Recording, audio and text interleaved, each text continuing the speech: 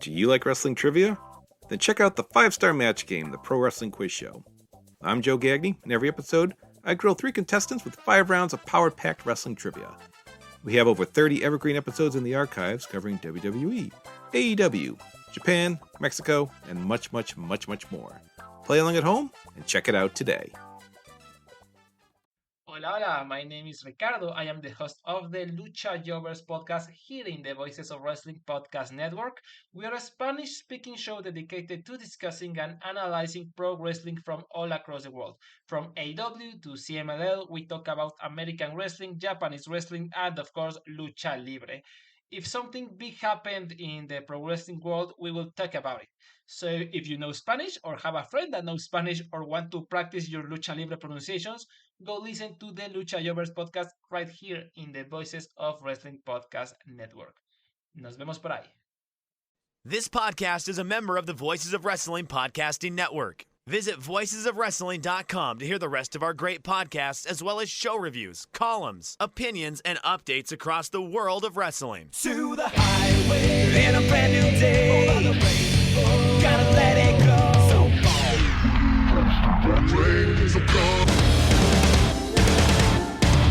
fast to finger down. Dance tonight together. Here everyone is singing.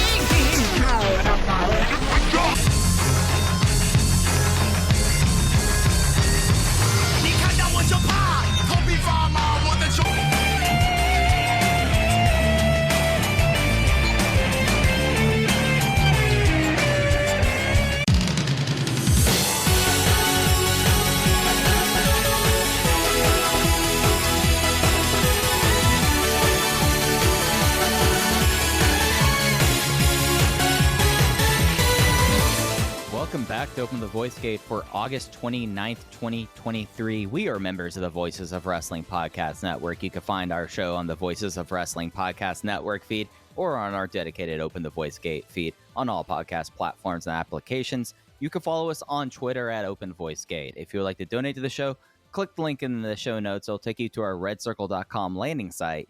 You click the red box to sponsor this podcast, and you can set up a one-time or reoccurring donation. No obligation whatsoever, but we would like to thank all of our previous donors.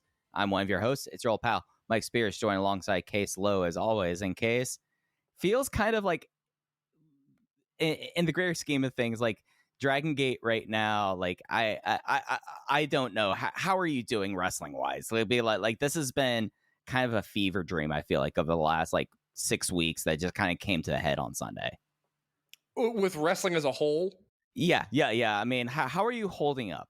I know you just got to see a Torneo Cibernetico. I know that might spike your blood sugar. I'm just making sure you're okay. That's the funny thing is I'm in a position in my wrestling fandom where I'm saying, thank God for Lucha. You know, I really enjoy CMLL, and I subscribe to their YouTube channel, their paid gimmick now. I watched Mystico versus Hiromu live on Sunday night.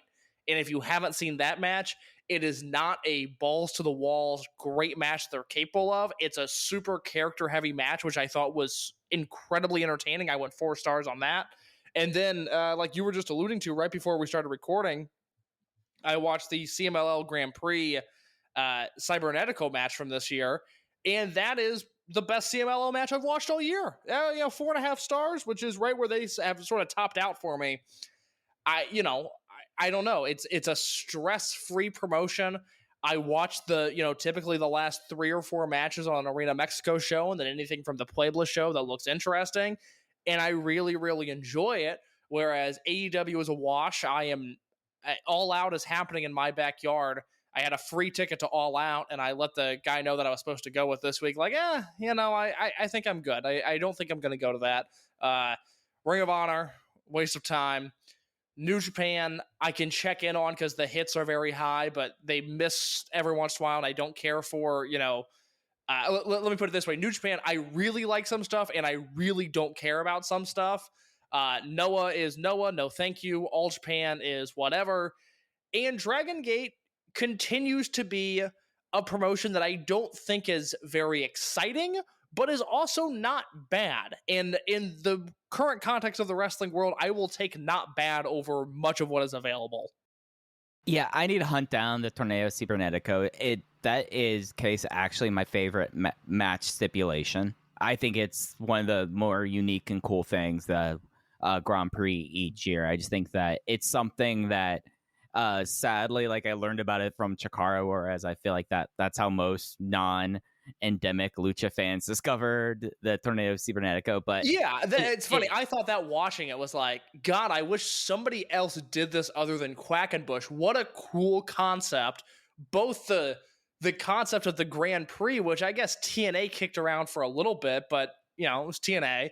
And, that match style, again, it's really only been done by Chikara. I don't think, like, even at the height of Shima and his wacky gimmick matches in Dragongate, I don't think Dragongate ever did one. No, I mean, they found a way to completely reinvent the wheel in another fashion with, like, loser revives, Nanawa rules, secret captain elimination falls match. Like, it got to that point. But I think, like, the brilliant thing about, like, the Grand Prix, at least CMLLs, is they always set it up to be CMLL versus the world. And with the Torneo Cibernetico format, you always have one winner that way. And it's just like, oh, that makes perfect sense for, like, a one-night big event.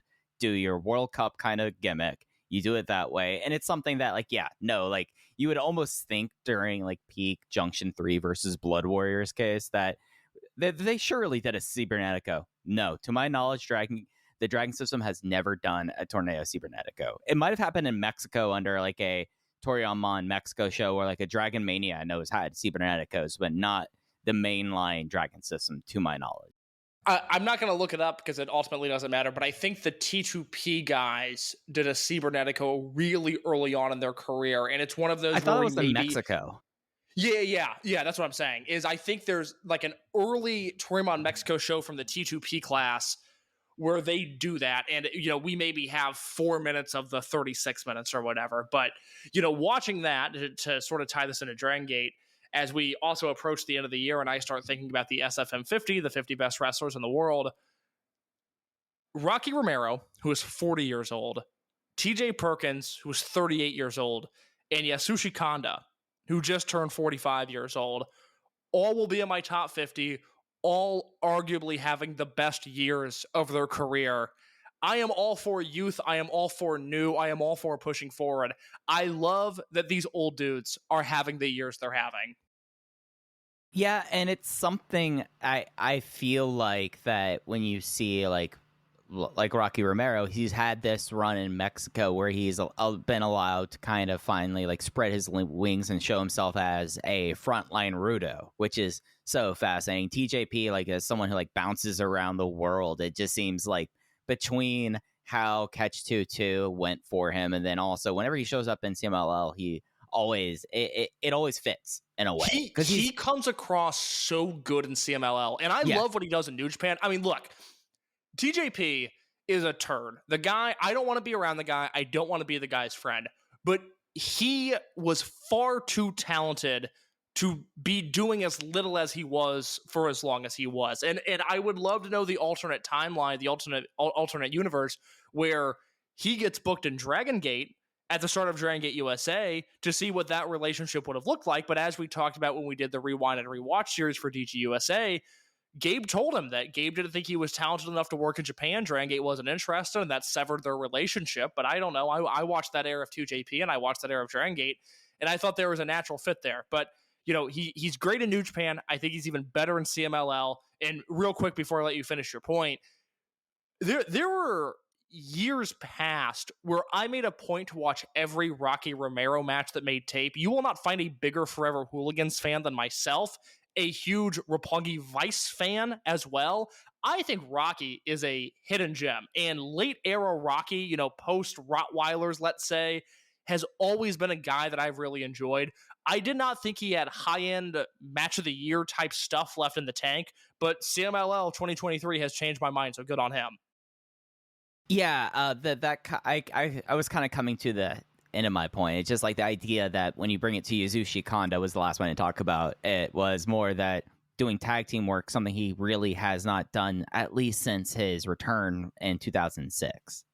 So it's a way of, like, reinventing the wheel that I find really kind of fascinating. And it's something that, as we kind of shift into like Dragongate mode, it is something where this week on the program, it's one of those times that I think we could sum up this last week in Dragongate in one way, that Dragongate is looking straight ahead to September 7th, Korakuen Hall, and they have the blinders on, nothing else. They're not going to react to anything else right now. It's just September 7th, and that's really what we kind of got this week.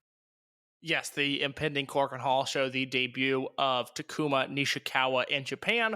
We'll talk about that in a minute, but Mike and I wanted to start off this show going Dragongate adjacent, going to our friends at the Ledette Corporation and talking about GLEAT. Yeah, so on the 23rd, there was a joint show with GLEAT, with All Japan. It was GLEAT version and GLEAT Cross All Japan Pro Wrestling Life is a Challenge, with a lot of various GLEAT versus All Japan matchups. But what became more noticeable was what happened after the main event. They did a crossover generations match with Kaz Hayashi and T-Hawk representing GLEAT, Suwama, Kento Miyahara, and then on the other side, Hayato Tamura, Tetsuya Izuchi, Yuma Anzai, and Atsuki Aoyagi.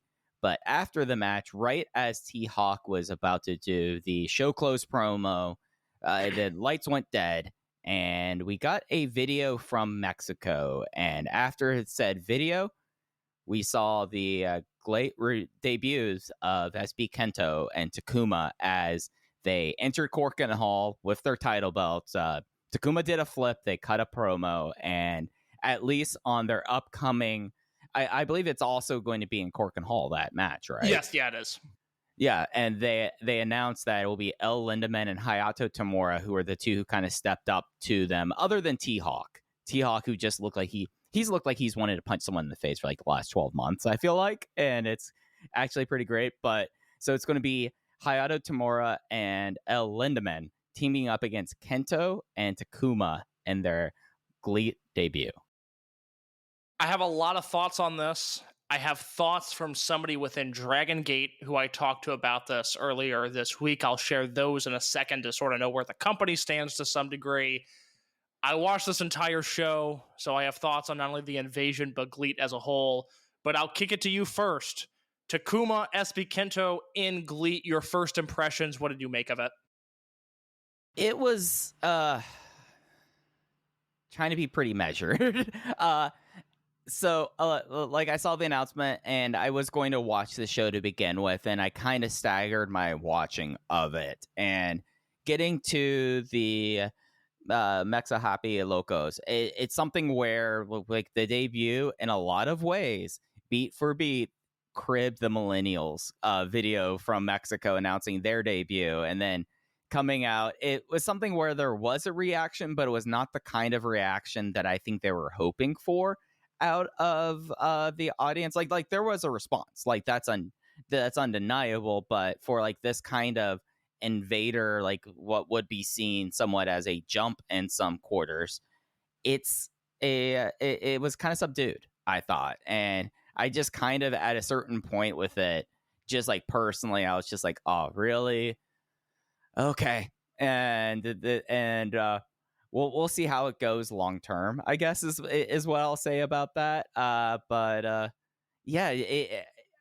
at least like personally, like watching it, I had like a feeling, not necessarily of like depression or sadness, just like ill ease watching this. I was like, I just don't know long term about this.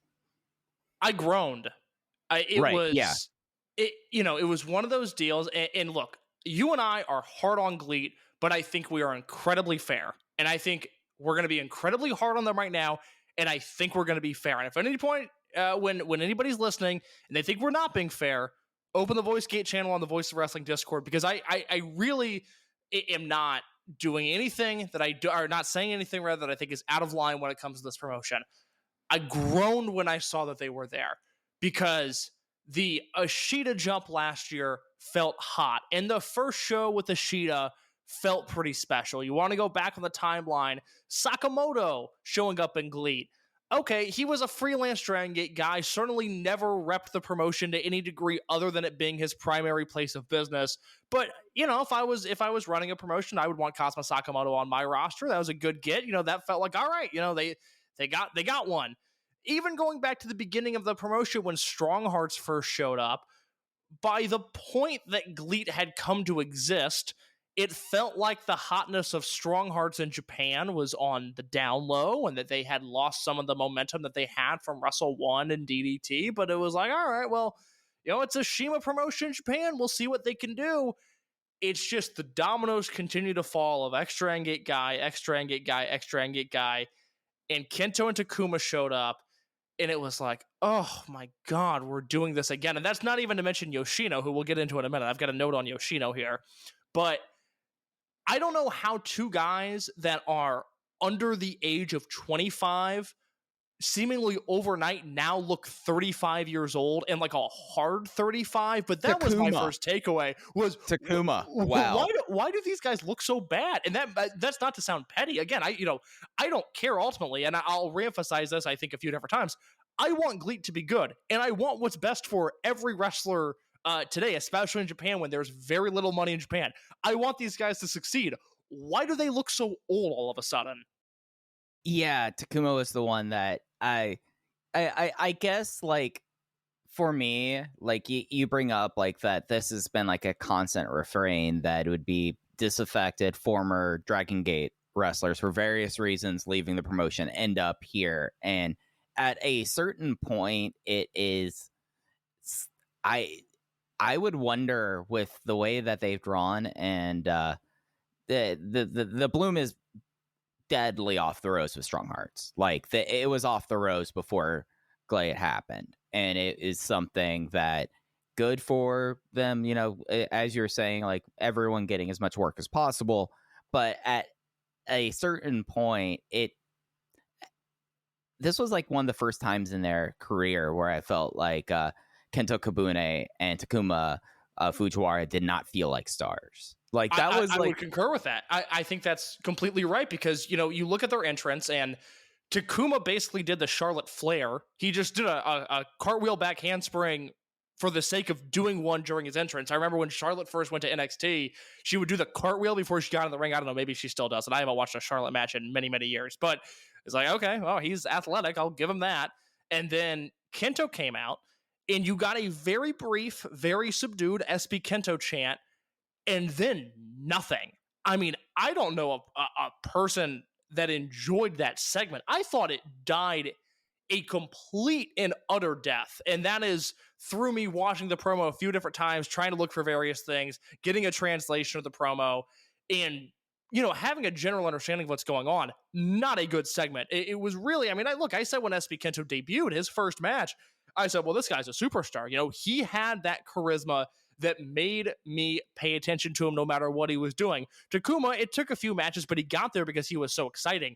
The charisma was zapped from them here. This felt like, and I'll steal a phrase from somebody I talked to earlier this week, it felt like Wish.com Strong Hearts. They did the whole thing where we're leaving Japan, we're going to Mexico, this is our new life, and then they go back to Japan. And the second time around, it's just not as exciting. It is not the same as it once was. Yeah, and I think the fact that, like, trying to think of how I'm going to phrase this, keeping with how we've phrased things about the situation before, I am personally happy that Kento and Takuma are able to find work, like, of course, like that. And that this being the option, I think that it's not going to pay off for them long term. Or, like, if you're looking, at least from, like, my perspective for, like, long-term stability for them, I don't know this is the play. And if there is I have yet to talk to people around the promotion explicitly about this, but if there was a path back for Kento and Takuma, I don't think that path exists at that moment right now. Like, it's something where, like, that, I guess I had an idea in my head, maybe, Case, and I could be completely off base about this, that maybe a couple of years, like they get the opportunity to explore, do lucha, go travel, work the world, and then after a couple of years, there might have been a door back open for that. I just, at least for me, like selfishly, I would have rather seen that versus this, where I could just in my mind think about what the next 5 years look for them, and I don't know if it's the right choice. I cannot sit here and say like, well, they made the best like long-term choice for them. I don't think that's true. Mike, what you're expressing is not headcanon. Jay, on this very podcast in July, said the same thing, that for a variety of reasons, they had to let him go. You know, this was not a situation where Dragongate could keep them employed after the situation that occurred, most of which has been reported, some of which hasn't. They had to let them go, but it was... it was a breakup, but it was a soft breakup. It felt different than Ishida. It felt different than Sakamoto. It obviously felt different than Strong Hearts, where, you're no longer together. You're seeing other people, but it's not like the number was deleted from the phone. If you need to get in contact, the person was going to be there on the other end of the line. I can speak to this from the reporting that I did when we were first tipped off to Kento and Takuma leaving the promotion back in May. And we had this before anybody. We were not the first to report it. Because of a variety of logistical reasons, but we knew about this going back to May. I was told from the jump by multiple people, their play is Mexico. They want to live there. They want to wrestle there. They want to do their thing there. They live in Mexico City, and I think that is worth noting as well. They showed up in GLEAT and then got on a plane and went back to Mexico. These are still Mexican-based wrestlers that are doing a quote-unquote invasion angle. The difference, the wrinkle in what has transpired from what I heard initially to what has taken place now, and this is pure speculation, is that Ledette opened up the checkbook. The way that Jay spoke about them in July, and then the way that I talked to somebody in the promotion this week, the tone is very different. I think this caught them off guard. Dragongate, that is. I think they are very put off by this, and I think a door that was slightly ajar down the line is a door that has been slammed shut completely. I don't know what happens of GLEAT a year from now, 2 years from now, 5 years from now, but I think this is a play that has very poor long-term ramifications, because as long as GLEAT continues to exist, I don't look at them as a major player. They'll bring back Yoshino and draw, 1,400 fans, and then they've got to do it again the next month. And they've got to find another person to bring in, and another person to bring in, and another person to bring in. We'll talk about one of their homegrown stars who I think is a burgeoning superstar who they clearly see no value in.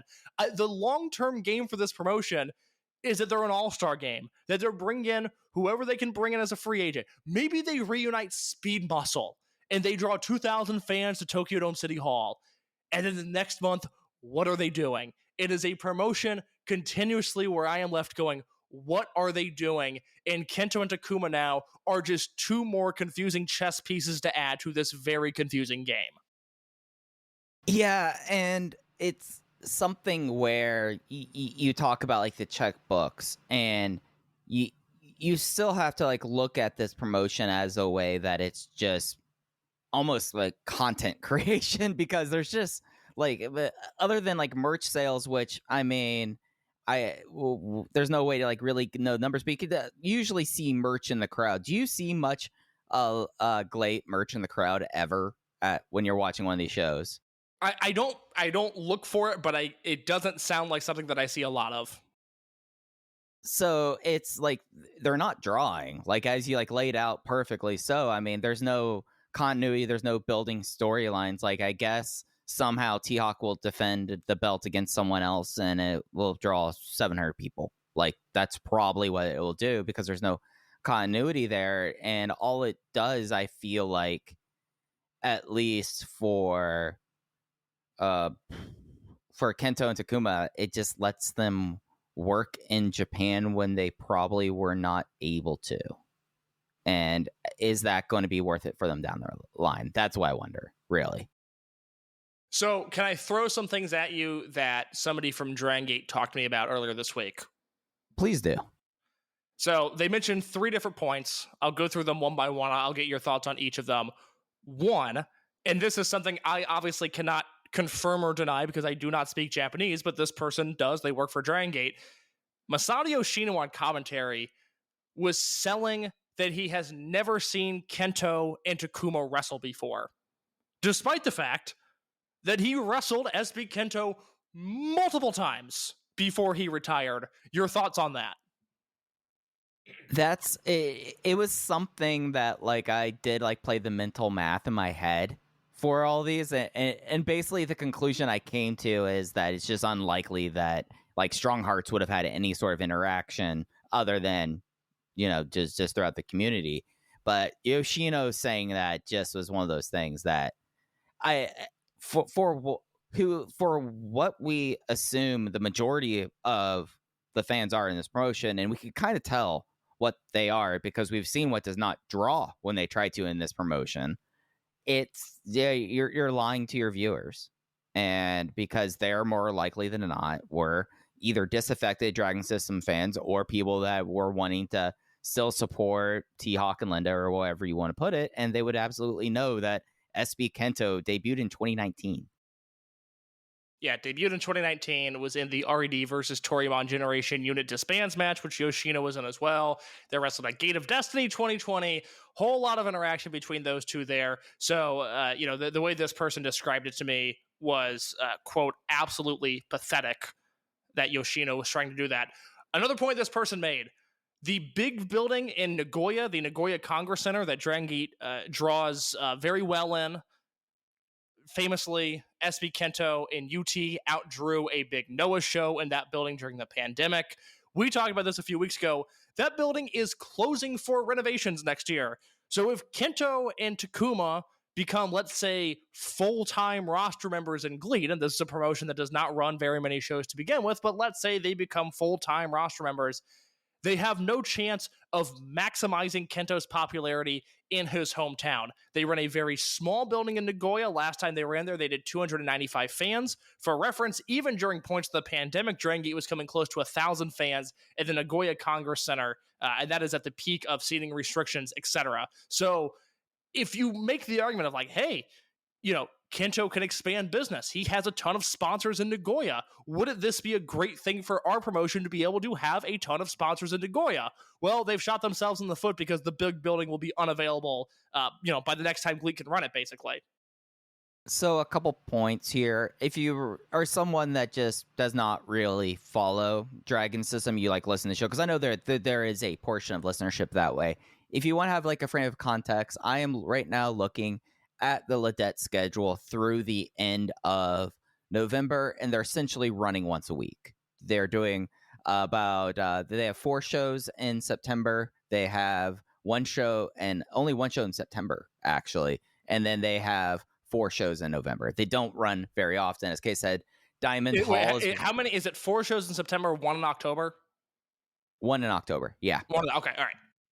So if you're trying to use this as a way to bring people into shows, that's going to be difficult because they're only running Nagoya once over this time period. The Diamond Hall, they're running it on the 24th of September.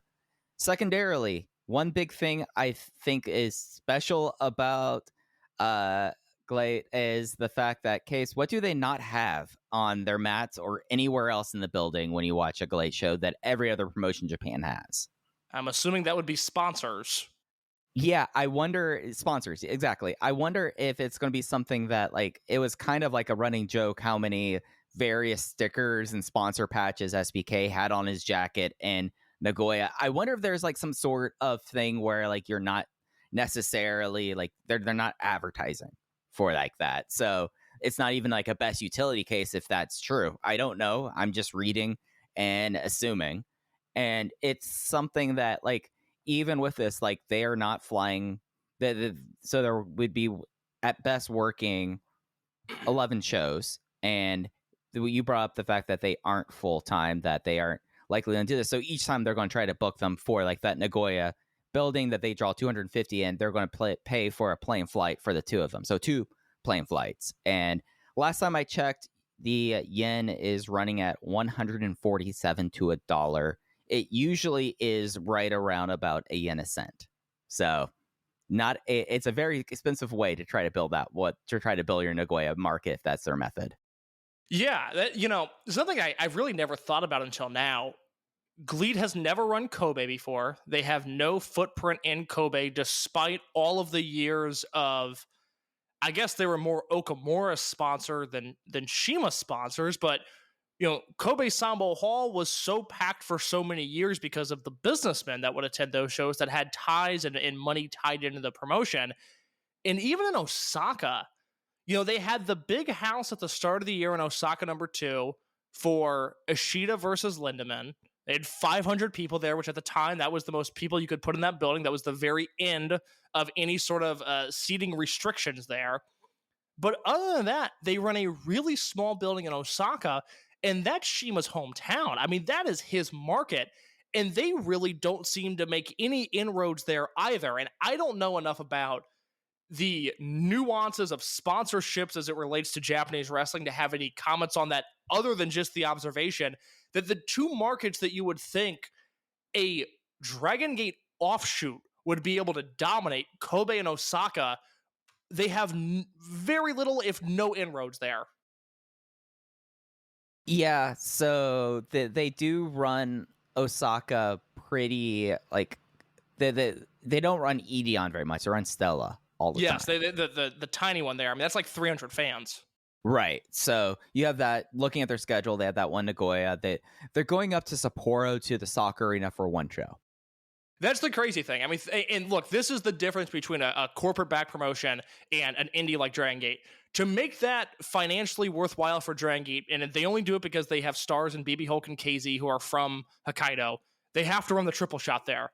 GLEAT is a one and done shot, 245 fans. All right, let's pack up the truck and go back, which just seems crazy to me.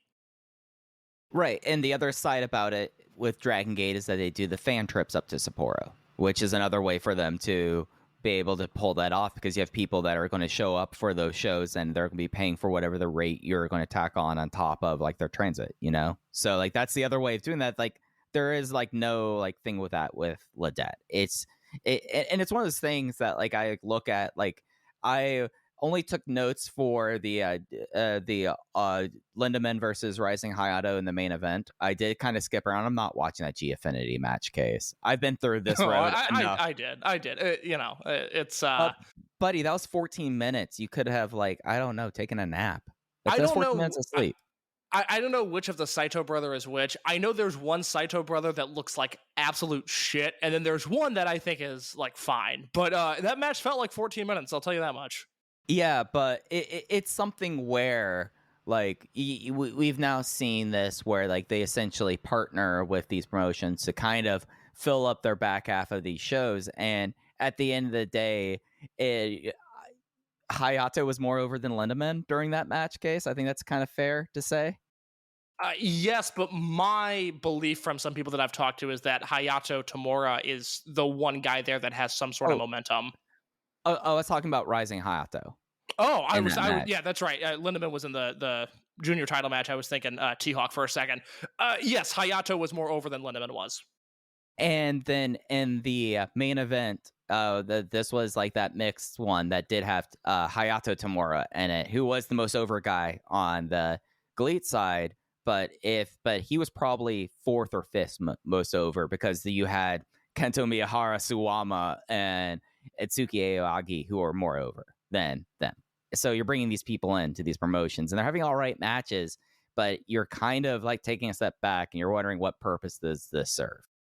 Okay, so that's sort of where I want to go with this, because I still have a lot of thoughts on Kento and Takuma that I want to get to, but I watched this entire show, and anybody that's listened to this podcast knows that I have a lot of thoughts on GLEAT, meaning that, I really like Jun Tancho, and I really like Soma Watanabe, and I think they have something in Check Shimatani, even though they don't seem to think so. And then I watched this main event, this All Japan GLEAT collab show that I'm baffled by to begin with. It's an 8-man tag match that I went notebook on. I went 4 1/4 on this match. I thought it was very good.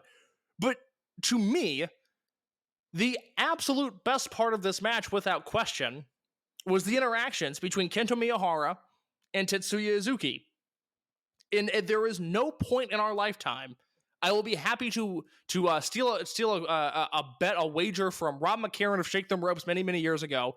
If Tetsuya Izuki ever beats Kento Miyahara clean, I will eat a hat on this show. There is no chance that is ever happening. So you just have a relationship that I guess bolsters T-Hawk's credit to some degree, maybe Hayato Tamura if you're being incredibly generous, and then you just have all these other guys that exist there. And when I think about the future of Kento and Takuma in this promotion, it is a continuous just question mark of what are these guys going to do? I put together a list of what I think the relevant Kento and Takuma matches would be. Would you like to hear them and add any that I could possibly miss? Okay, go ahead. So they are doing, Kento and Takuma versus Tamura and Lindemann on October 9th. After that, I think the relevant matches you could do would be those two versus T-Hawk and Lindemann, those two in Ishida versus Shima, T-Hawk, and Lindemann, those two Ishida, Kazuma Sakamoto versus some combination of Strong Hearts, Shima, T-Hawk, Lindemann, and if you want to put Onitsuka in there, if you want to put Irie in there, whoever it is, 8-man tag match. I would throw those two versus Galeno Del Mal and Quiet Storm into the conversation just for the sake of doing something with Galeno Del Mal. I would throw those two versus either Voodoo Murderers or Hartley and Kotaro Suzuki, whoever is the tag team champion at the time. Let's give them a tag team championship match. And then I'm out of ideas because Soma Watanabe doesn't matter, and Tetsuya Izuki doesn't matter, and Check Shimatani doesn't matter. So once you get through what is essentially a joyride, 6 months of dream matches, I just don't see a scenario in which they will have any more tread in this promotion. And that's not me picking on GLEAT. That's not me picking on Kento and Takuma. Where's it at? For 2 years, they continue to do 700 fans in Korakuen, and the only time it differed was Ishida's debut, which was headlined by Jun Kasai. And Ishida's debut felt hot, and Jun Kasai always draws in Korakuen. They did just over 1,000 fans there, and they have done nothing before or after that has ever proven to me that this is any sort of viable wrestling entity without extreme cross-promotion assistance. Yeah, it's something where after you get through those matches, I would be interested in seeing, just for my own edification, I kind of want to see Kento versus Minoru Tanaka. I knew you were going to say that. No disrespect, no disrespect to Alan Forel. I love you, but I am over Minoru Tanaka. I don't like him in his. He's so funny and great. He's so funny. I don't even like prime Minoru Tanaka as much as basically all of my wrestling friends. I am good on old man Minoru Tanaka. I am not getting fooled by his name being on the match card anymore. It is not something that I'm buying into. It's a 3-star special. No, thank you. So here's why I like Minoru Tanaka, other than like his early 2000s New Japan Junior run and everything around that. It was something that, like, you had these two kids come out here who look awful, and they're like cutting like this trash talk promo, and you see in the background Minoru Tanaka with like a hat on back, where it's just like you could look in his eyes case and there was one look in his eyes. You know what that was? What was that? I could take both of these kids at the same time. I do believe that. Yeah. So while this match is happening, Minoru Tanaka versus SB Kento, it could be legit UWF rules. I'm not complaining about this. I just think it'll be fun. I think we need to have Kaz Hayashi versus Takuma. I really do. And I'm being sincere about this. I think that Kaz Hayashi and Takuma, there's a lot of interesting wrinkles you could have there. Like, I don't think Kaz Hayashi is completely washed, but I think there's something there. I would pee my pants from laughter if they put either of these guys in GLEAT MMA. Oh, I'd be inconsolable. I would be so annoying. I would not be able to stop. Oh, I hope that happens now. I don't want to see anybody get hurt, but if they're going to, let's have it be in GLEAT MMA. Oh my God, that'd be so funny. Hideki Sakin versus SB Kento, 5 rounds. There we go. It's like one of those weird pride fights where it's like it's like Kevin Randleman, and it's like, wait, how did the other guy get here? Is he trained at all? Is he qualified to do this? And it's like, no, this is a former sumo wrestler that stayed in Japan. They needed the money. So it's just something where when you like to kind of like, in a way, like summarizing my thoughts on SBK and Takuma to GLEAT, I ultimately feel like that there is a part of this where no matter what, I want their best conclusion, most fulfilling conclusion, and whatnot. I just cannot see how that path is walked through this promotion. So let me put a bow on it by this. I'm going to go back to the guy that I talked to from Dragongate this week, and keep in mind, 1,025 fans is the Korakuen record, and we'll obviously have all eyes on that as Kento and Takuma come into the promotion next month. But as I was talking with a member of Dragongate this past week, they mentioned this to me, and this is where I think we're extremely fair about where we stand on GLEAT, and unknowingly, I think this person, kind of helped us make a point that balances things out, that makes things really fair. Where they said, and I'll read this mostly verbatim here, they said, Shima and those guys were here during peak years and could reasonably attract away fans. Ashita considerably less, but his debut did get a reaction. These were pandemic-era guys when popularity was at its lowest. Any DG fan that stuck around during that time isn't going to be pulled away by this. On the contrary, it is repulsive. GLEAT fans are also tired of getting used DG goods when it is the non-XDG guys that are popular there. And then they end with a point that I think is interesting. I think we can sort of segue into this. They say, that being said, them being totally unrecognizable is at least a minor indictment on DG popularity and awareness. Your thoughts on that quote? Yeah, because I actually want to tie this into a thought I had about that 8-man. I came away from the 8-man thinking that they really went to T-Hawk and Hayato Tamura way too early. Like that. Now, it was something where I'm just like, damn, like you really could have had like an interesting program where T-Hawk now is just being this petulant, finally getting the throne after all these years. And like, that's kind of how he's portraying himself, as that he's kind of over this now that he's finally champion. He's like this, and you could finally have Hayato Tamura, who like, I know case like when you've like talked with people, he's always brought up as like the most popular non-GG guy there.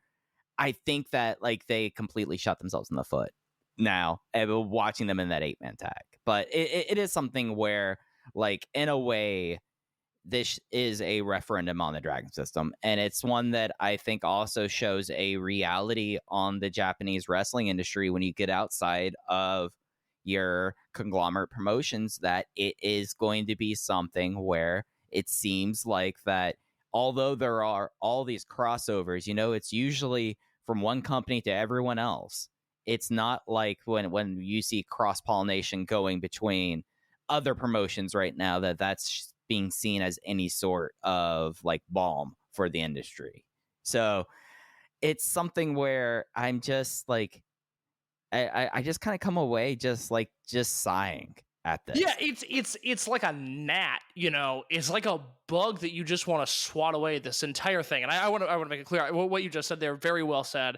And we've been on this since the start of the pandemic. I don't think there's a podcast that has covered the sad state of affairs that is the Japanese wrestling industry better than we have, because I think we're very realistic about it. I think we're very fair about it.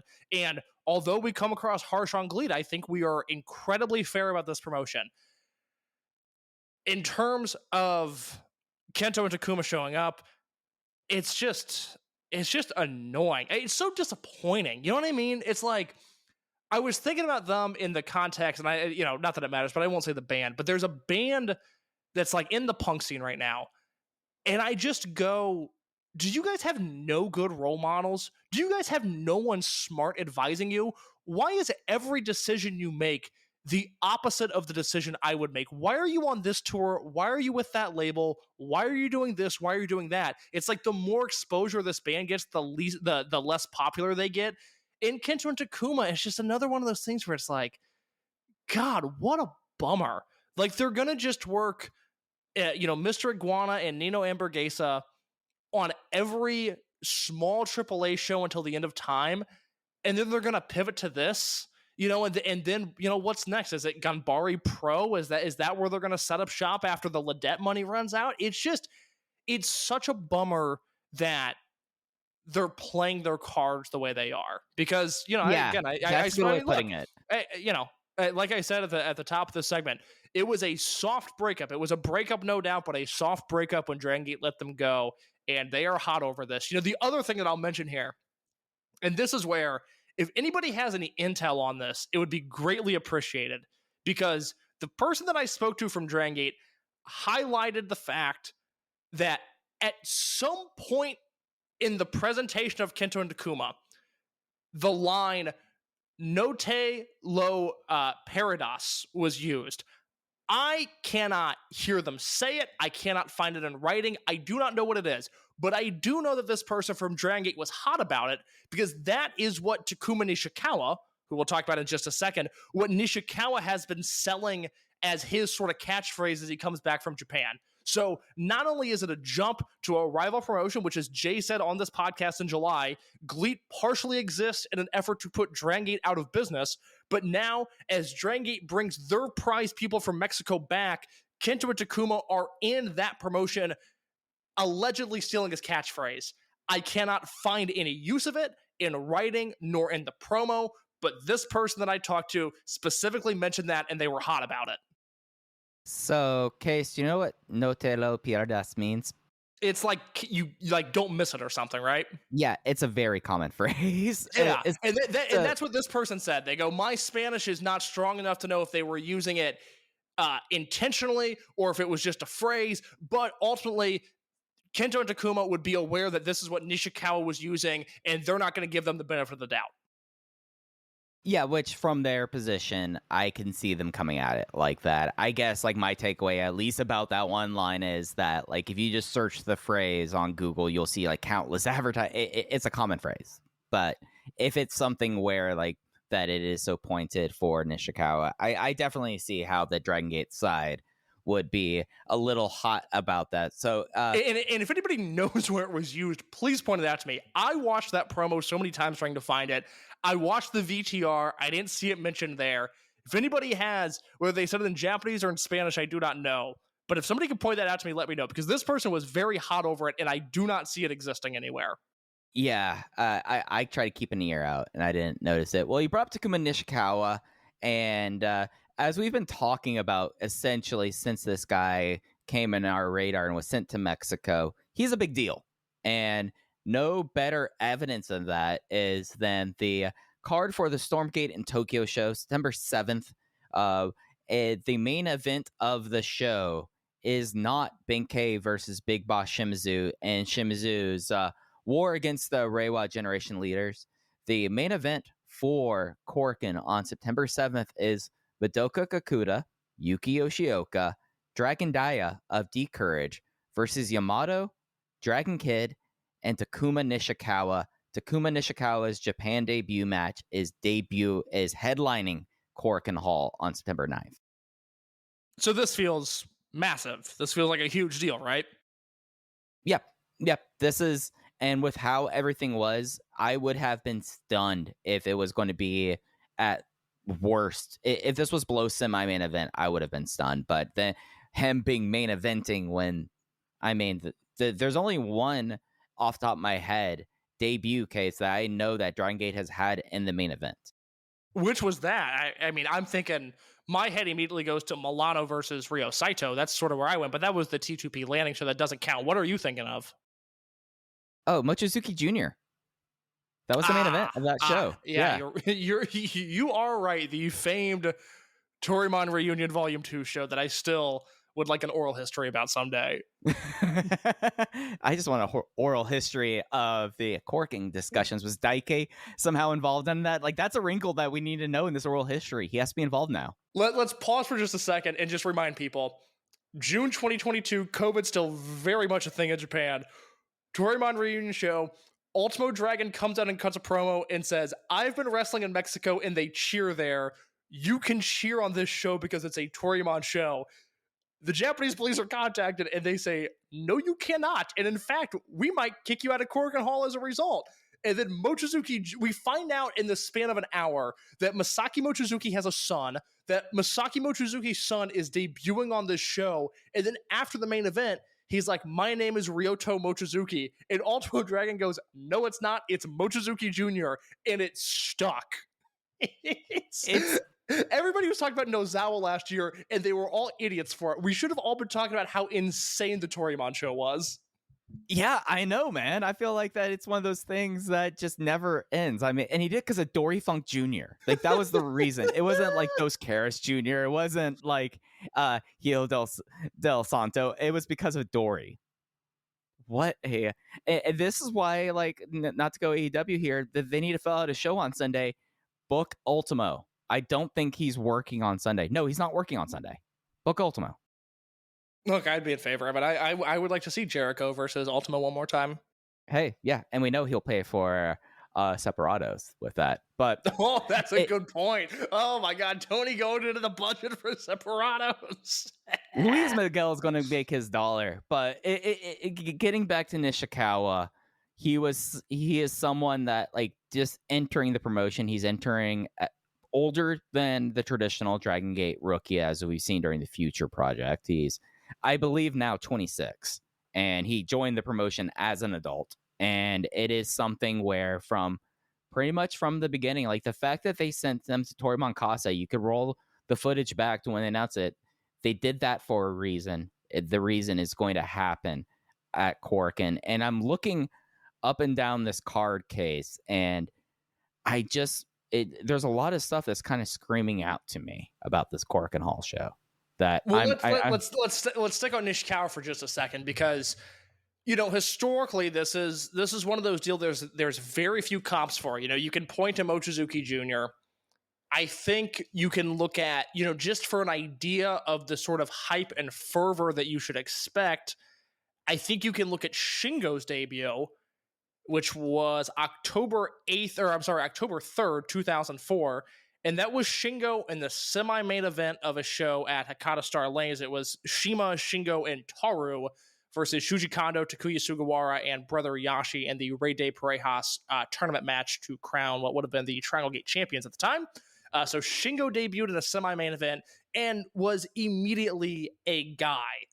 I think you can look at the similarities to Nishikawa and UT, who debuted a decade ago, August 30th. It'll be 10 years by the time most people hear this. August 30th, 2013.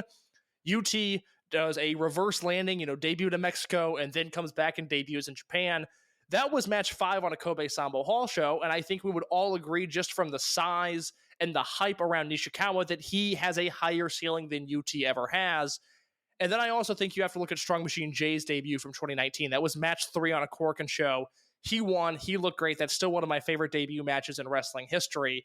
And the common thread with all of those guys, Shingo, UT, Strong Machine J, you want to throw Mochizuki Jr. in the mix too, I'd be more than happy to.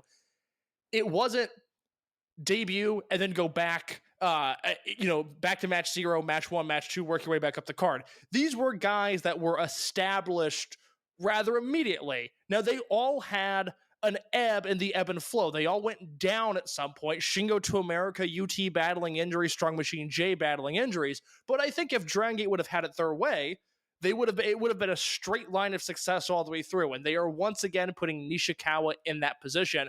I told everybody last year, everybody listening to this podcast knows, I said, don't forget about Takuma Nishikawa. This guy is going to be a big deal. I did not think he was going to be this big of a deal upon his debut. I was shocked when I saw this match announcement. Yeah, and I'm glad. I was happy shocked, because with how things were kind of shaping up around this, like, it's something coming out of Dangerous Gate and the shows since then that really felt like that we were that things were either, I don't want to say spinning wheels, because it's not like that.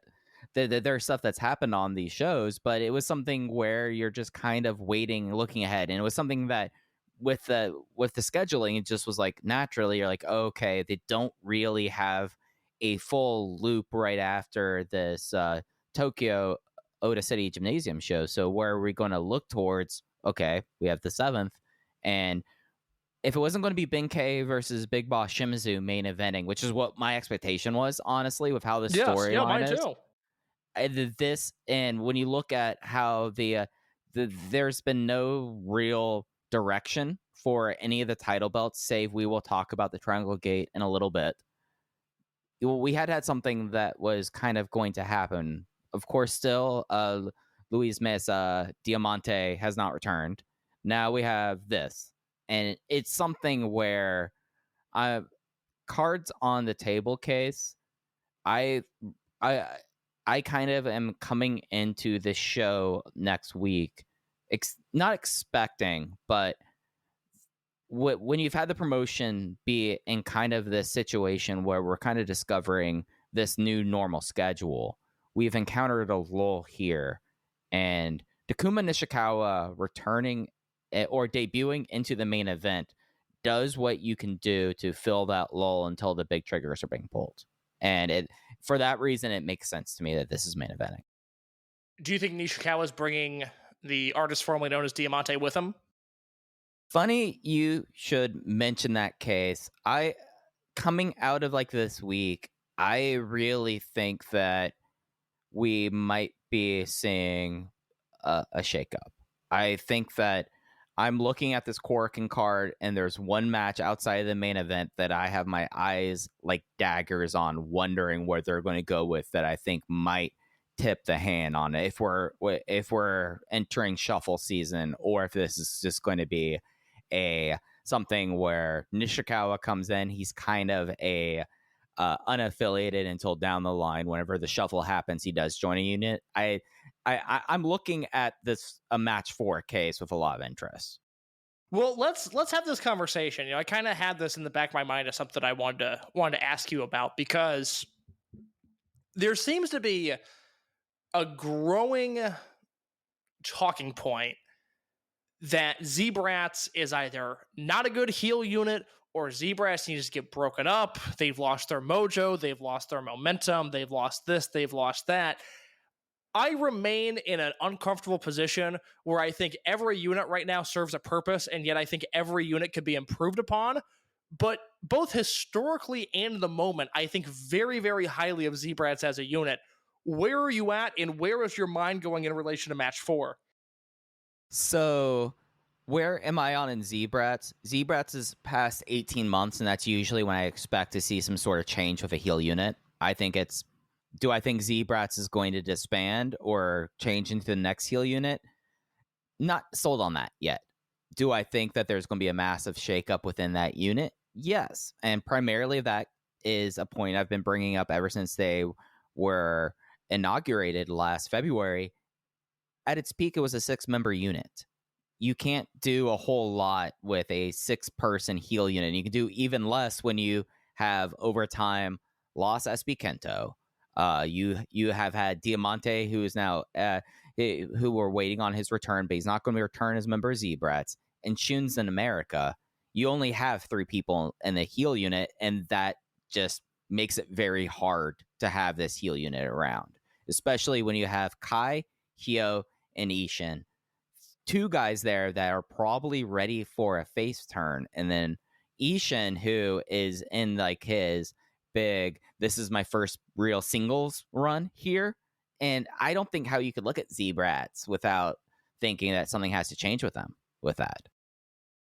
Okay, interesting. So is your angle here that Fuda is turning heel?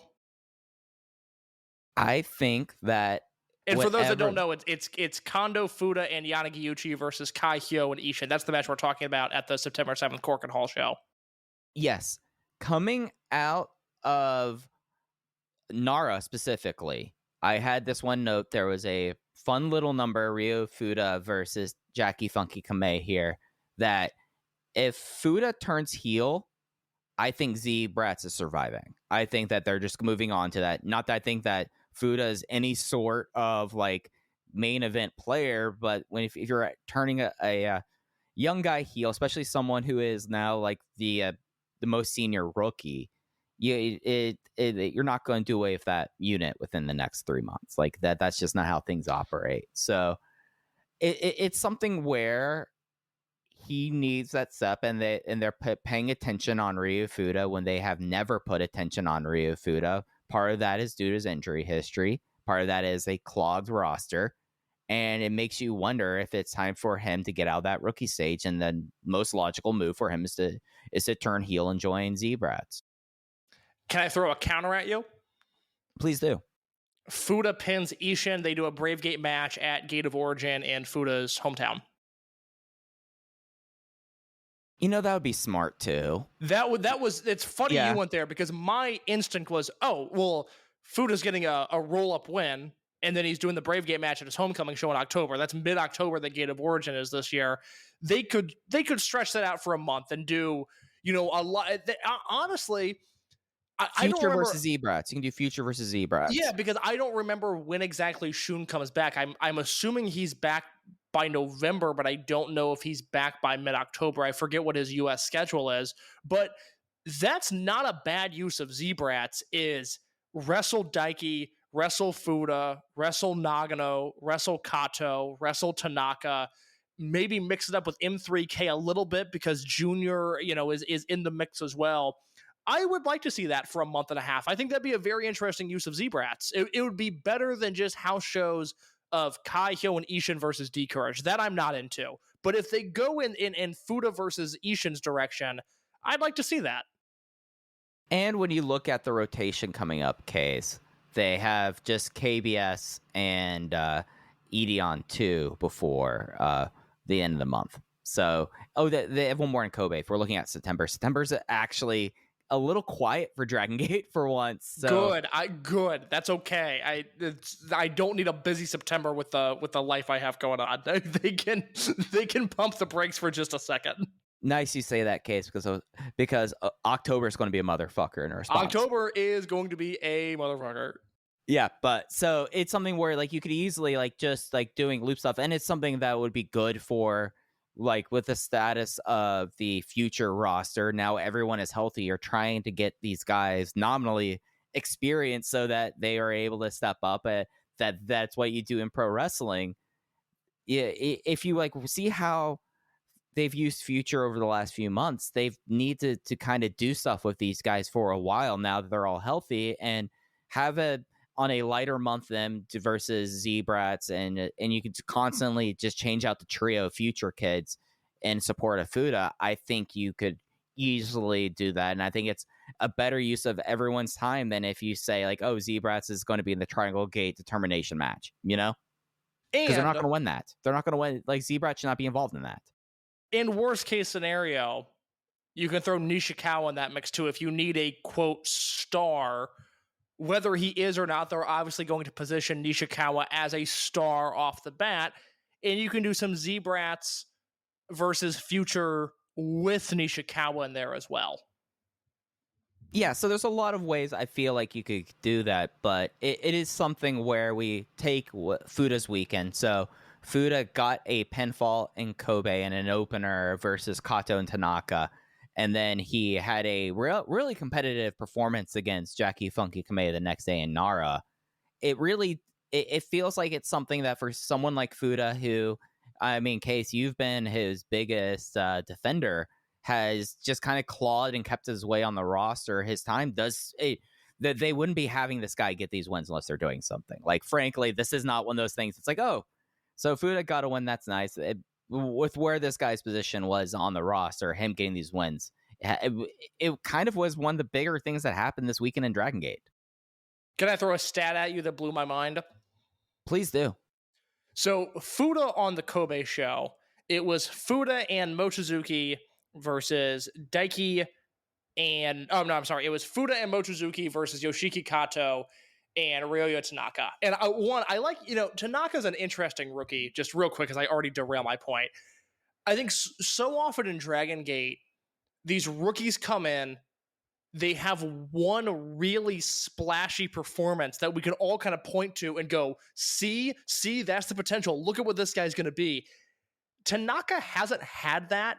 He just gets slightly better every match he has. and it's really enjoyable watching him show to show. Yeah, and it's something where with his, like, he was debuted on a clogged roster, frankly, of the style of wrestling that he wanted to be involved with. For both good and bad, that the kickboxer archetype kind of thinned out in Dragongate over the years. So he does feel very fresh in a way that adds to it. And it's something where he did, at least on this Nara match, he does like this really brutal looking short range knee right before the finish that is just like right after he does his step up PK, they bounces off the ropes and uses it for leverage. And I'm like, this is someone that, like, if they let him kind of play in the ring, there's a lot of interesting things there, because he's doing something with like this pretty standard and, to be quite honest, like overseeing kind of like style, that he's providing his own like little twist on it that I find really interesting, and it was providing a lot of life on these shows. You're absolutely right in the case of Fuda there. So like I was saying, so Kobe, it's Mochi and Fuda versus Tanaka and Kato. I did not watch the show live. I talked to somebody right after the show ended who was watching it live, and they're like, dude, you got to go watch this opener. It's very good. I think you'll like the finish. And I did like the finish because Fuda pinned Tanaka. He got his first win. It was Fuda's 99th career match. The next day he wrestles Kobe and Nara. It was the one match of the Nara show I was really looking forward to. I'm curious to see what this match looks like. And I watch it, and there are spots like the one you mentioned where Fuda looks really good. But my takeaway was like, God, you can just tell, like, this guy's not on the road with the roster every single day. He doesn't have that polish that somebody like a Kamei or a Minorita or a Jason Lee has. I looked it up. That was Fuda's 100th career match. That was Jackie Funky Kame's 101st match this year.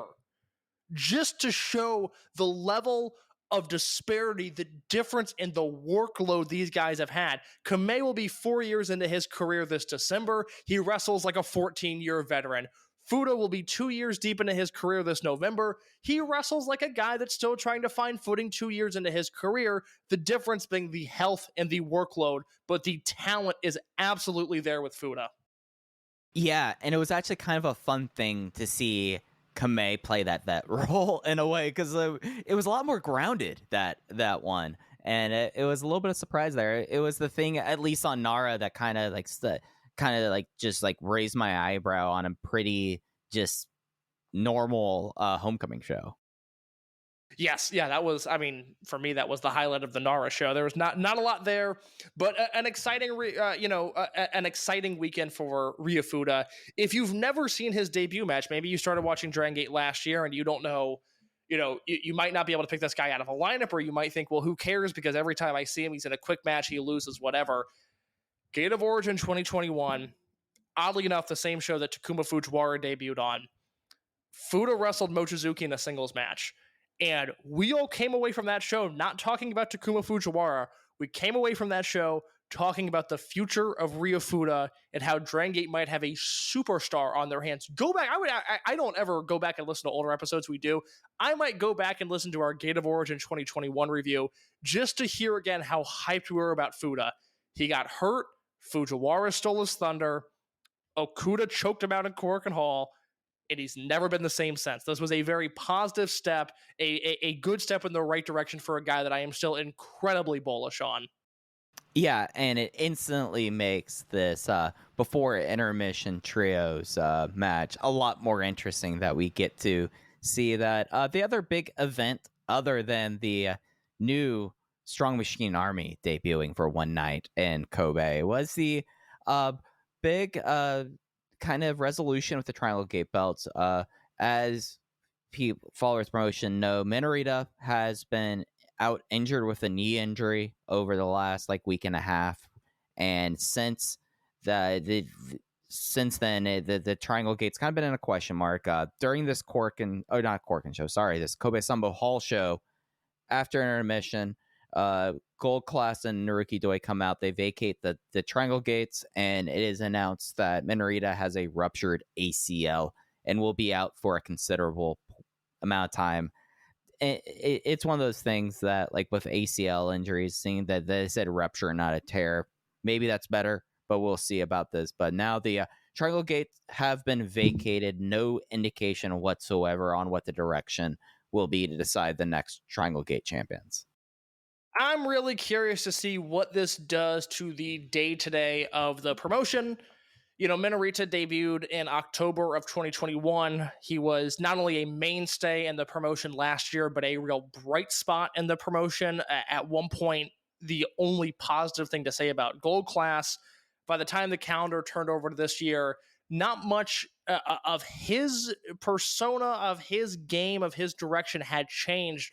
But I think there was now a universal respect where a lot of last year was, again, focused on, you know, hyping up Takuma Fujiwara and talking about Yoshiki Kato. And Minorita was the unsung hero of 2022 up until the very end of the year, where I think a lot of different tastemakers were like, hold on, we need to give this guy his roses, his gold rose, if you will. And by the start of this year, you know, I think we all are in agreement this is a very special wrestler, very talented wrestler, very charismatic wrestler, and a guy that, you know, just through hard work and persistence, just from being around with all of the changes that have taken place in Dragongate over the last few years, Minorita is one of those guys, much like a Jason, much like a Jackie, you know, much like a Yamato, much like a D-Courage. He feels like a day-to-day guy in this promotion. It would be weird to not see Minorita. It will be weird, rather, to not see Minorita on some of these shows, because more often than not, he is, if not the highlight, one of the highlights.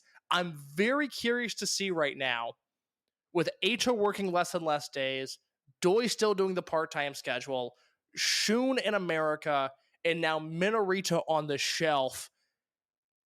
If things start to feel thin again, you know, you made the point that luckily the future class, for the first time in a very long time, they all seem to be healthy. You have young guns that can fill out the bottom of the card again, but with no Shun, a headline star, and with no Minorita, a guy who is firmly entrenched in the mid card in a very positive way. He feels like a fabric woven into this promotion. What do these shows start to look like? You know, I think this is a bigger loss than some people might initially realize, and it's now another unanswered question in Gold Class. What was the plan for Minoru, Minorita, and Doi with these belts? We will never know, and it makes the history of this unit all that much more intriguing. And also the fact that this gets Gold Class back to 3. Once again, Gold Class is back to 3. And again, like I talked about Z-Brats, 3 people units are hard to kind of figure things out. Like the most you can really do, other than splitting them all up, is to have a trios match with them. And it's something where I think that all things being good for Minorita, everything kind of turns out the right way. He gets back. I think for him, this is the way to kind of off-ramp him away from the Minorita character in a way. Like he's been now so far onboarded that like Minorita served its purpose, like, but we've seen how he's blossomed and grown past that he shows up back as Takumi Hayakawa, and we're just like, oh yeah, no, Hayakawa's back, all right, hell yeah. But you're absolutely right about that's really funny you say that, because my thought was, even if there's a shakeup coming, they got to keep Gold Class now because they've got to have Minorita come back at some point. So I don't. Oh yeah, it's a very fork in the road here. I think, you know, that might be a situation where for the Dragongate office, they can go, whew, pressure's off. We can end Gold Class and we don't have to worry about Minorita's direction right now. Or they can go, well, we got to keep it going because he's got to come back at some point. Oh, and we know how this promotion will keep zombie stables around much long past their expiration date because someone has to return. See Gold Class 2022 before Ben K joined. Right. I mean, high end. They were all waiting for Kagatora to come back, right? Right. It is something though that when we you look at like card construction and like the fabric of this, like there's such a role that Minorita has like really embodied that, and it's like a hard one to describe. That like I know for Natural Vibes we always talk about, well, you have Ginky and KZ there, so it's almost like understudying your future role there, but unbeknownst to like all of that planning for Jackie Funky Kamei, Minorita kind of became the cheerleader kind of character in the way that I wonder if that means that just because of kind of like crowd appeal alone, is that going to be something where it's like, Ginky, you're moving back up the card again, buddy, because we need someone to start driving Chance. Yeah. I don't know where things shift into place here. I guess my question for you, kind of with that same thought in mind, is do you have a preference for where the Dragongate belts go from here? Is there a trio that you have in mind that you think, if it's a 4-team tournament, if it's a 6-man tournament, if it's something really wacky, I hope these guys end up with the belts? It's really at a place right now where you can't you could do M3K, but you really don't want to do M3K because you have the Twin Gates and then whatever resolution for Mochizuki Jr. with the book. Like, it just seems like that complicates things too much. Z-Brats is I'm still fully the belief of the shakeup. You're not going to mess with them there. Then you're looking at Vibes again. And that, again, proves my point about 3-person units, because Vibes has 6 people that are all healthy that you're able to go like, okay, KZ, UT, Jason Lee. Okay, fine, go. Yeah, sure, why not? Right, because it's something that, like, all the other units, you can't put them on D-Courage, really. So, like, what do you do with it? You know what they should do, and I'm about 80% serious? What's up? They should just do Minoura, Hulk, and Doi. Just keep the belts on gold class. I thought they had a lot left in this reign. What? Like, I'm almost a little surprised they didn't just make up we're doing Freebird rules. BB Hulk gets to defend the belts now. Like, why are they moving away from it? The other thought I had was, well, the other most appealing trio to me was Yamato, Doi, and Dragon Kid, and then the belts are still on Doi. It just seems like this. There are a lot of times where the Dragongate belts mean nothing. And this Dragongate reign with Minoura, Minorita, and Doi was really intriguing and seemed like it might have gone somewhere. And now they're just up in the air again. And it's like, well, give the belt to Doi again. I don't let him pick a trio. Just give the belts to Doi. I want to see him around more. The problem is, if you let Doi pick his trio, then like somehow then we are seeing Kenoka back in a Dragongate ring. Like, we can't have that. It's Doi and his drinking buddies. I mean, I have an idea. The one last thing that I wanted to kind of touch on from this Kobe show. This was the summer festival that they had there. That it was something where a lot of kind of crowd appeals. We had a team of Karaoke Machine, Sachihoko Machine, and Super Strong Machine Ichikawa with Shogun HG Horiguchi. That was the vibe we really had there. But we had a surprise on this Kobe show for completely unannounced, as we had a special return during the 4th match, Susumu Mochizuki and Azushi Kanda, as Mr. Nakagawa made his it's going to be a slow process, but Mr. Nakagawa made his return for the first time since April after departing the company for illness. And what I feel like was like universally like one of the more touching moments I think in a Dragongate ring in the last like few years was just the response from Kobe about Mr. Nakagawa coming out and everyone being overwhelmed. I mean, Mr. Nakagawa took a second to compose himself before getting into the ring, was like trying to hide his face during the opening of it because it looked like he had tears in his eyes from it. Just one of those like really nice kind of things. It's something where Nakagawa is not coming back full time, at least right now. It's a slow recovery process, small steps, and it was something that I saw his tweet about like how it reminded him about how much fun pro wrestling is and how much he missed it and how much he's looking forward to the day that he's able to be back full time. Yep. So like you said, Nakagawa had to step away from the promotion earlier this year due to health reasons, came back here. And this was another, it's funny. The show report I got from somebody was watch the opener, watch the main event. Also, you're going to love Susumu versus Kanda. And I was like, oh, maybe Kanda had another killer match. This guy's had a great year. Maybe he just ripped out a great singles match out of nowhere. And then Nakagawa came out. And for those that don't know, he's a thin referee with wavy hair. And seemingly by all accounts, and I've never asked anybody this directly, I've just always gotten this impression from social media that he is probably the most liked member of the Dragongate roster. When they tour, obviously, Vibes hangs out with Vibes, Z-Brats hangs out with Z-Brats, Gold Class, etc. everybody hangs out with Nakagawa. He's friends with Eita. He's friends with KZ. He's friends with the rest of Vibes. He seems to be very friendly with D-Courage. Seems to be very friendly with Gold Class. It just seems like everybody is rooting for this guy. He is, to me, the greatest ref bump referee of all time. It was really sad to see him step away. But yes, everybody that I talked to about this show, I love the main event. I want to talk about that in just a second. But everybody's been leading off with, hey, man, that Nakagawa segment, if you haven't seen it, go watch it, because it was very moving. Yeah, it's something where Nakagawa's role, I know at one time, especially when it was that Ricochet and Matt Sydal came back, Nakagawa was kind of did the job that CM Punk wished someone did in London. He was the guy that I mean, there's no better way to do this. I remember seeing countless Instagram lives of Ricochet coming back from an airport, hanging out with Mr. Nakagawa and just cracking up. One other Nakagawa story.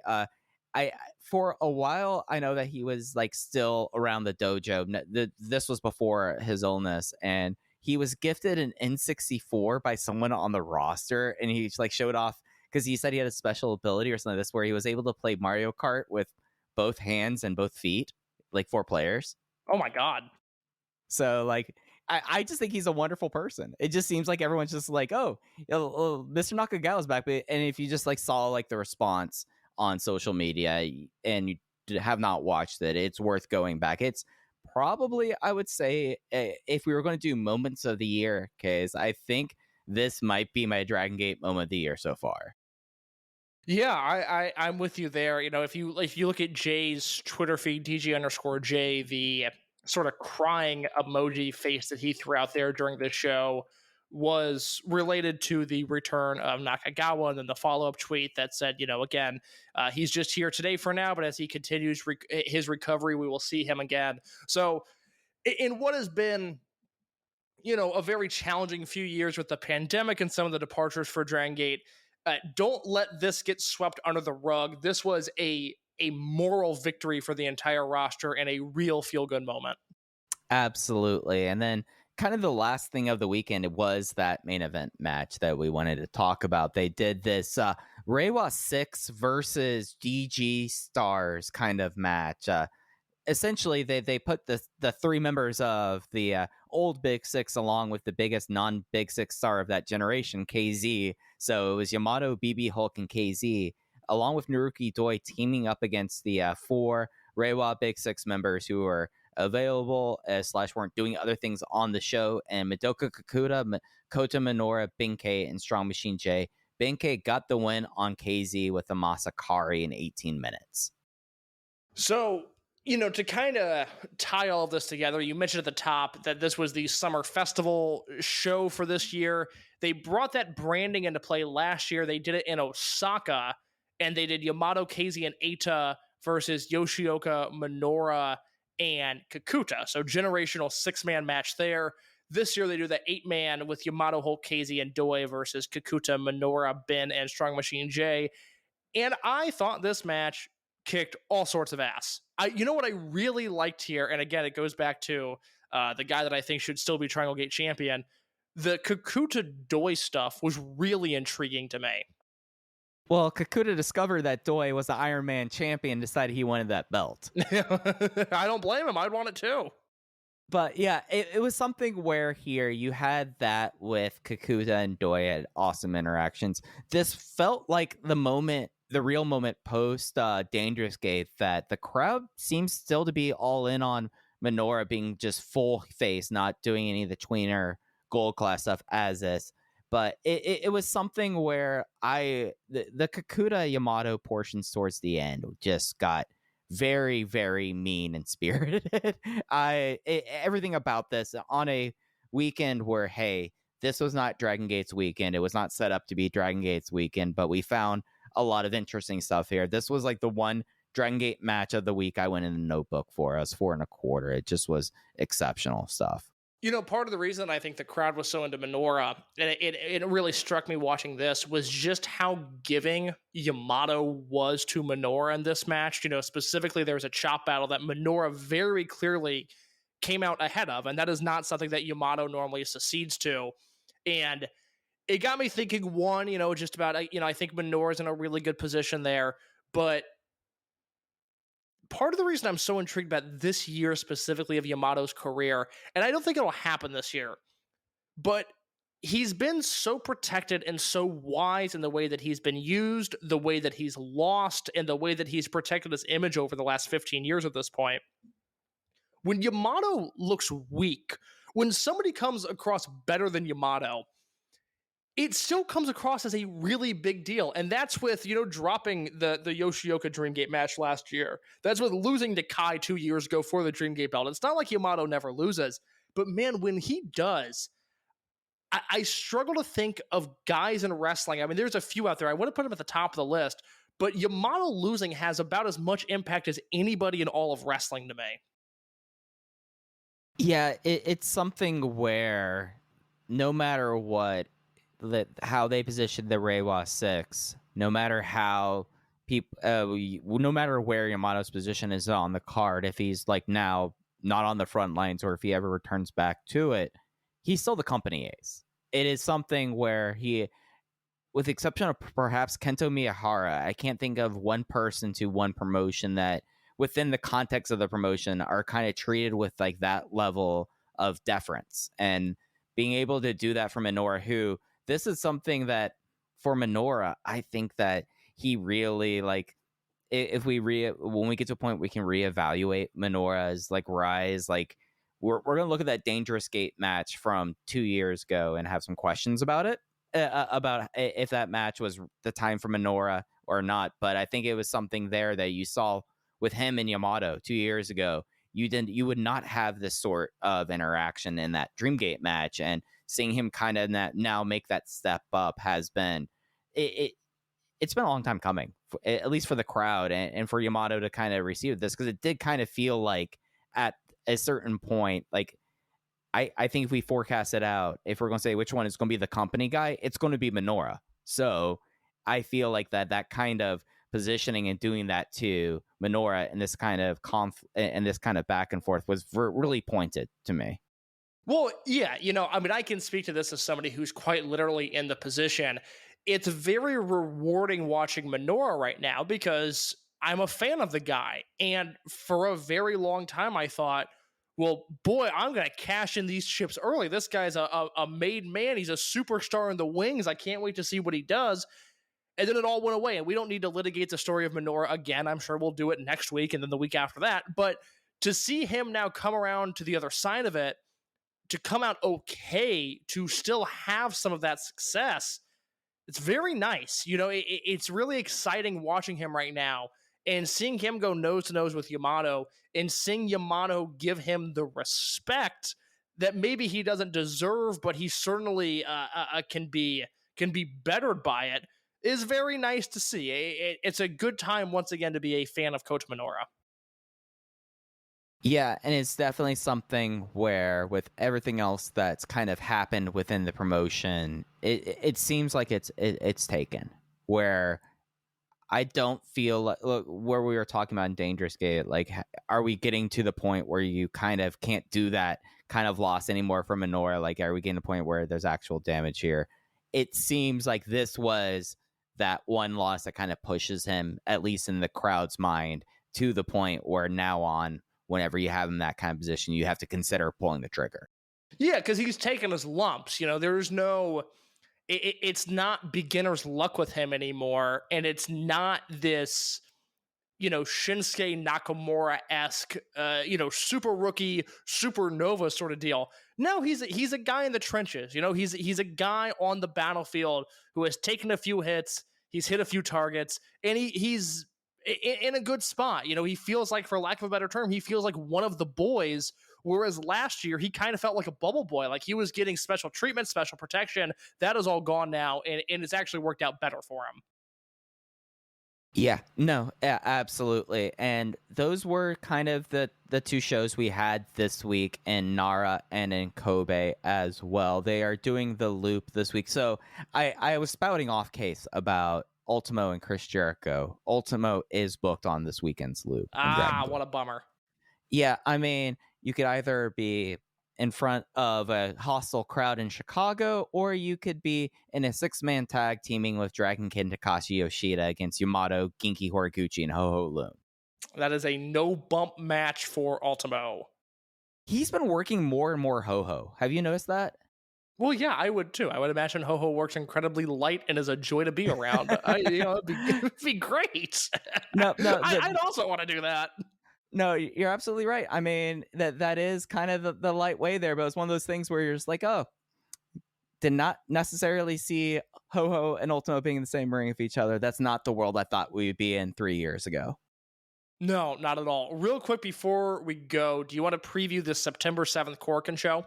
I was actually filling time as I got that pulled up. All right, yes. Let's go. So quick programming note here. So obviously we're recording this August 29th. Most of you will hear this, August 30th and beyond. This Korakuen show is Thursday, September 7th. As of right now, plan on the next Open the Voice Gate episode being recorded on Tuesday, September 12th.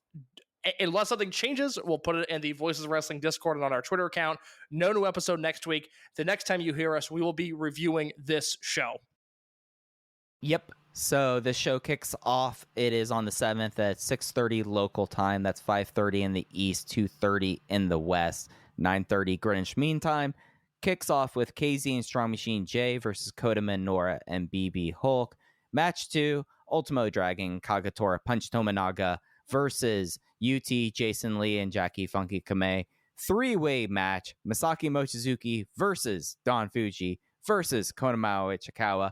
The aforementioned match 4, Shuji Kondo, Ryu Fuda, Daiki Yanagiuchi versus Kai, Hyo, and Ishin. Match 5, Susumu Mochizuki, Yasushi Kanda, and Mochizuki Jr. versus Naruki Doi, Eita, and Takashi Yoshida. And then the Big Boss Shimizu versus Reiwa Generation Leaders series continues with its first non-tournament match, Benkei versus Big Boss Shimizu. And then the main event, as we were talking about earlier on the show, Takuma Nishikawa Japan debut match, Yamato, Dragon Kid, Takuma Nishikawa versus Madoka Kakuta, Yuki Yoshioka, and Dragon Daya. Any last thoughts you had on the card we have for Korakuen? Yeah, just real quick, because I guess we didn't really talk about Shimizu versus Benkei this week. We sort of alluded to the fact that they might do something like this, and that they did do something like this, which is seemingly Shimizu running through the Reiwa 6 guys he did not wrestle in King of Gate. I am really excited about this. I think we all thought this would headline. It's their first singles match in 5 years. Last time they wrestled was on a Kobe Sambo Hall show in 2018. Only one singles match before that in 2017 and KBS Hall. So a singles match we haven't seen a lot of, guys with a rich history. I think that match should be really excellent. And then the main event, I have no idea what to expect. I have no idea what sort of finish to expect. I don't know what we're going to get from Nishikawa. As I talked about when we reviewed Dangerous Gate and heard the news that he was coming back to Japan, he's somebody who, if you watch him, for just a match or two, you can see there's a lot of talent there. But the talent that he was wrestling in Mexico was often very subpar, not exactly D-Courage. And so it was really hard to gauge sort of what his skill level is. And I still think it is to that degree, even if I watch his more recent matches in Mexico. I can't point to, at this time of recording, the best Nishikawa match from Mexico. I'm going to go through a few more, and eventually I'll try to highlight one in the Dragongate channel on the Voices of Wrestling Discord. Is like, hey, here's your preview for Nishikawa. Here's sort of what to expect. But I mean, what a massive debut this is. Main event, Korakuen Hall. It's not even one of those like Mochizuki Jr. where, it was, hey, surprise, X is Mochizuki Jr. He is headlining, and his name is on the marquee in his debut in Korakuen. I can't think of another time that has happened, period. I'm sure it has. I'm sure there's been other wrestlers that have headlined in their debut match in Korakuen specifically, but I can't think of them. So historically, this is a massive deal, and I'm really curious to see if he can rise to the occasion. Yeah, this is just a fascinating Korakuen card. Just like how it's constructed, seeing what we get from Takuma Nishikawa after all this time. Like that easily is the highlight there. But you have like an intriguing, like the M3K versus I guess Freelance Army is something where, like, now that I'm thinking about this in the Dragongate situation, is there any way that they can get Doi, Eita, and Yoshida the belts? Because that might be a solve that helps out a lot of things. Yeah, that's a good point. Yeah, it's an intriguing card because you could almost, in a weird way, case, can we make this into a tournament for the Dragongate with like the most bizarre teams possible? It would have to be a 3-way 6-man to finish this off here, but you could very easily have a Dragongate team if we did this in this fashion case: Ultimo Dragon, Kagatora, and Punch Tomonaga. No. Well, that was my idea, but Chase, if you had, we've reached the point in the show where I'm trying to get Punch Tomonaga titles. We got to call it here. No. Anything that you wanted to hit on before we get out of here, bud? No. We covered a lot today. I had a good time, and that's all I got. Absolutely, and we'll be back in a couple weeks here talking about this Korakuen Hall show. You can follow us on Twitter at OpenVoiceGate and the Voices of Wrestling Discord and the Open the Voice Gate channel, as well as the Dragongate channel. Case is underscoring your case. I'm at Fujihaya. Thanks for listening to Open the Voice Gate. We'll be back with you in a few weeks. Take care, everyone. Hello, do you like New Japan Pro Wrestling? Are you a Shin Nihon freak? If so, check out the Super J-Cast with Joel and Damon on the Voices of Wrestling Podcast Network. And even if you fucking hate New Japan Pro Wrestling, listen to the Super J-Cast anyway. Not just for our great show reviews, analysis, and pastrami sandwiches, but there's also usually some dick jokes somewhere in the obligatory opening 30 minutes of absolute nonsense we chat about every single week. That's the Super J-Cast for all the best talk about New Japan Pro Wrestling, crisps, and pornography. Cheering at pro wrestling shows in Japan is back, and 2023 is already shaping up to be a big year in the history of pro res. That's why you should listen to the Emerald Flow Show. From the Royal Road to the Green Mat, Paul and Gerard take you into the world of All Japan Pro Wrestling and Pro Wrestling Noah. Not only do we analyze events, but we examine business, who is getting over, what angles are working or not. Occasionally, we take a look at other Japanese promotions like DDT and 01.